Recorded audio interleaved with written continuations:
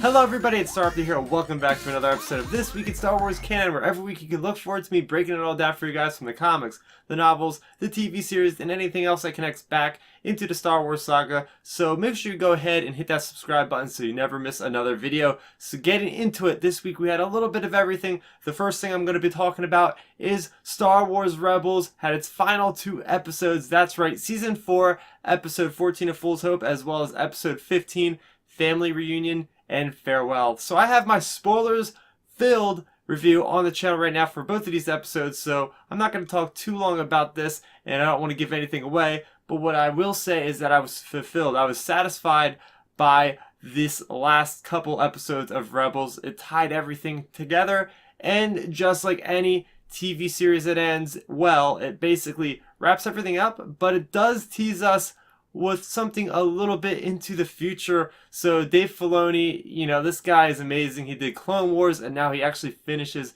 Star Wars Rebels. And this is monumental because this is the first time a Star Wars series has actually started and finished the way it wanted to. So big congratulations to everybody that was involved with Star Wars Rebels. And the next big release we had in Star Wars this week was Star Wars Episode 8, The Last Jedi Novelization, the expanded edition written by Jason Fry. And I have my review of this on the channel right now, so make sure you go ahead and check that out after you watch this. But yeah, I think Jason Fry set the new standard for Star Wars novelizations with this one because it is gut-wrenching. There are tons of additional scenes. There is lots of exposition, really cool perspectives of different characters, even minor characters. So yeah, definitely check this one out for sure.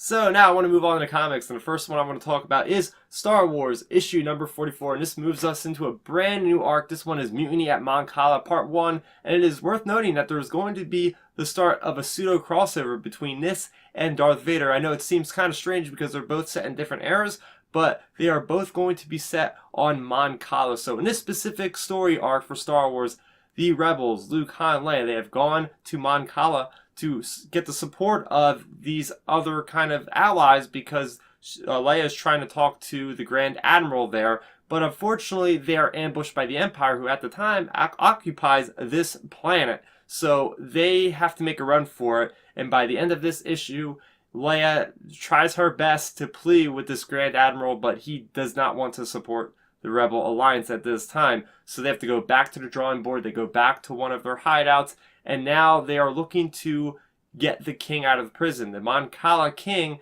has been prisoner by the Empire, and are hoping, I guess, to get him free, and then they'll be able to get the support that they need.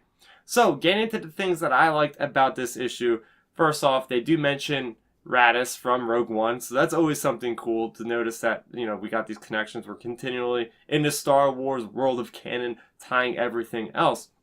Something I thought was very fascinating was that Mon Cala has land. I thought this was a completely water world, right? So, but there is land, and there's supposedly these plants that are dangerous, so they can't touch the plants. That's what Akbar says. And by the way, Akbar is in this issue, so that's kind of neat seeing him there.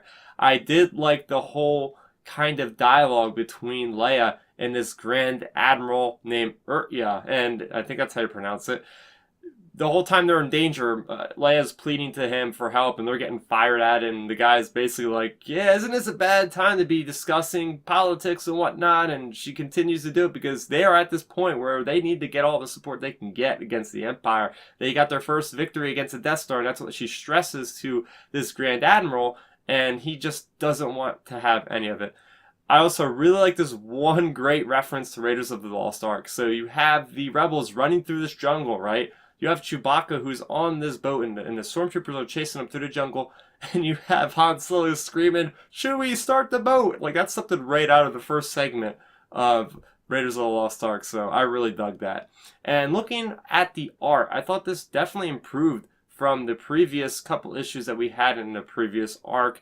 It doesn't look like Salvador Larroca is using quite as much of that photorealistic kind of references that he uses in the prior issues. There is one or two shots in this one, but it's not as prevalent as the previous issue. So as long as it keeps up like this, I'm okay with it.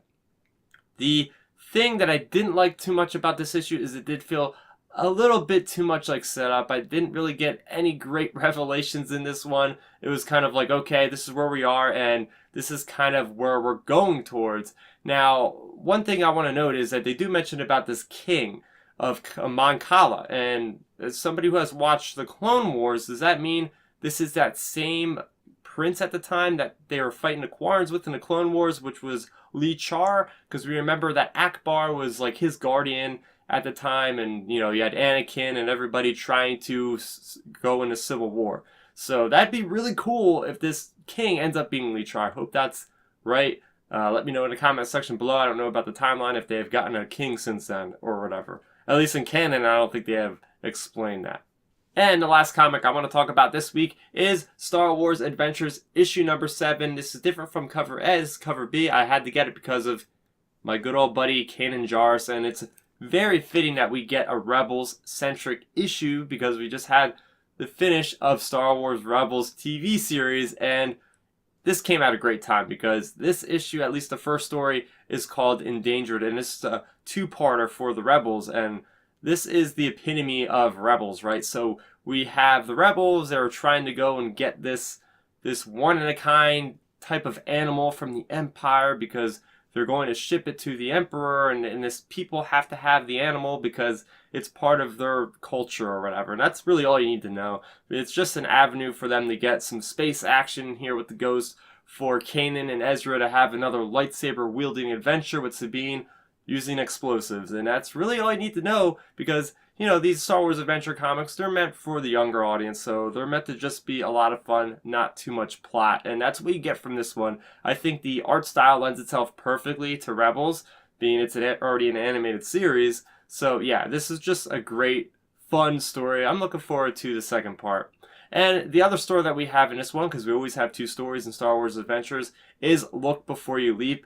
And I was really surprised that this one is actually about the Shriv and Nien Nunb, as well as Shriv from Star Wars Battlefront 2. So this is, I think, the first time we've ever had a Battlefront 2 specific character in some kind of comic. So I really enjoyed that, even though the story was just absolutely ridiculous. It's about them trying to chase these TIE fighters down, and they basically land, and they get sucked into this like living organism. And then you have Shriv who's sucking with this vacuum cleaner this gook off the ship to get them back out of this thing. And that was basically the whole story.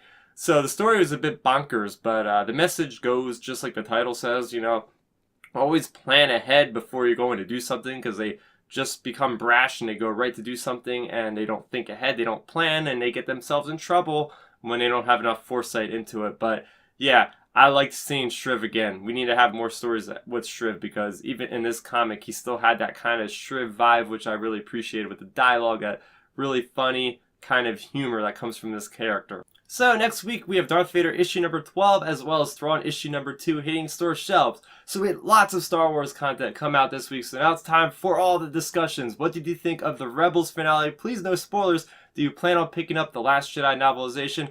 What about the Star Wars issue number 44? Did you like where the arc is going? And what about Star Wars Adventures issue number 7? Do you plan on reading that with your kids? Let's talk about it all in that comment section below. Also, if you're new to the channel, welcome. I have plenty of other Star Wars content on this channel, so make sure if you like this video that you go ahead and hit subscribe so you never miss another video. My name's Starrapter.